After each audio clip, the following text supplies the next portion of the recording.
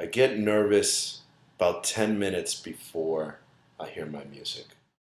I have a superstition where, with my cape on, I will sort of drape the cape over me right at the entrance gate, right at the curtain. I'll sort of kneel down, drape the cape over me, and it's not a prayer, but I sort of ask God or somebody to put on a good show and to keep me safe. And I sort of just will um, put my head down, close my eyes, and just ask for some assistance. Mexican jaguar. Absolutely. It's the tattoo that I have on my leg, Mayan jaguar. The jaguar in Mexican tradition and in Guatemalan tradition, my father's from Guatemala, I'm half Guatemalan. In Mayan tradition, the Mayan jaguar is the lord of the earth.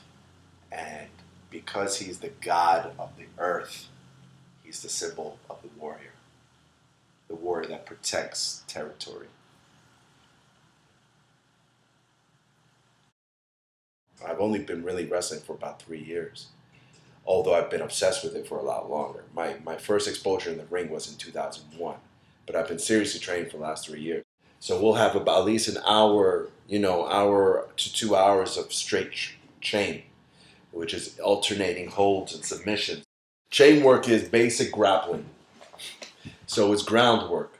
It's what people don't understand is that good pro wrestlers, will learn how to actually execute a submission move or a hold for real. Meaning to actually learn how to apply the hold for real in order to do it fake come showtime. My training routine has changed over the years. My training has sort of, as I wean myself out, I'm also trying to be nicer to myself these days. But typically, I work out anywhere between 4 and 5 days a week when it's really either before performance or when I'm really knee deep in the wrestling. I wear plain white pants, shimmery white pants, but no other details on it. My mask, some would say, is quite elaborate, but in Mexican tradition is actually one of the simplest masks you will ever see. Very little. It's an old school depiction of the Mexican. It is within the old school tradition of El Santo and Blue Demon. Very identifiable. Very, very little detail, but gold and white. There's a purity to it, There's this purity to LC, which makes me the quintessential good guy, the knight in shining armor. That's how I see him. And the gold is just it's that element that brings him to regal status. The gold is the conquistador-ness. It's what makes me rise above everyone else. It's that stature, it's the gold. You can't go above gold. But the white is really what I consider most. The white is that purity, that blank slate. It's that void that can be filled by my actions,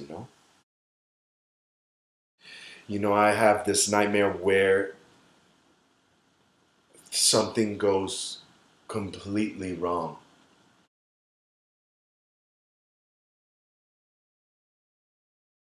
So I always have this nightmare where I'm jumping from the top rope.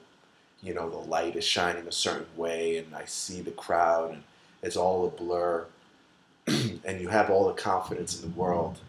And then you jump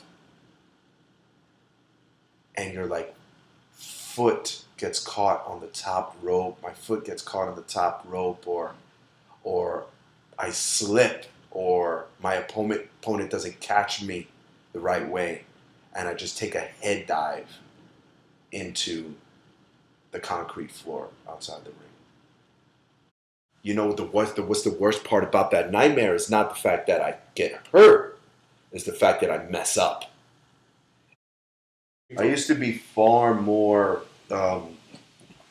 protected about it. Okay. I used to really,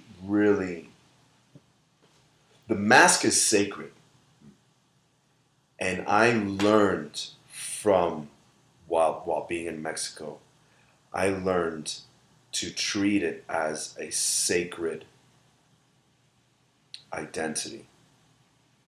I get nervous, mainly, and I don't know if it's the same reasons that some of these other guys get nervous, but you know, I get nervous because I take risks in the ring. Conquistador has to take risks. He's a high flyer. The classic end would be I retire with the belt. I'm in the middle of the ring. I sort of go through my matador stance. I have this sort of celebration where El Conquistador is, you know, I sort of have meshed some of my bullfighting experience there, and I'm standing in the middle of the ring. The crowd is on their feet. They're your classic end to the fairy tale, you know? People are cheering. They know it's my last match, and they give me the hero send-off. And I stand in the middle of the ring, I exit, and the guys backstage are all awaiting me, clapping, say thank you, and give me their goodbyes. And I move on, and you know, and that's it. The other contrary ending is that I don't tell anyone. I have a match, it's sort of anticlimactic. It's pleasing, satisfactory. Don't tell anyone. I see myself in the corner, sort of my head down, just believing to myself that that's it. I walk out and just sort of disappear from existence. LC does anyway. In both scenarios, I'm home. I'm having a glass of wine, maybe a mezcal, and I'm by myself.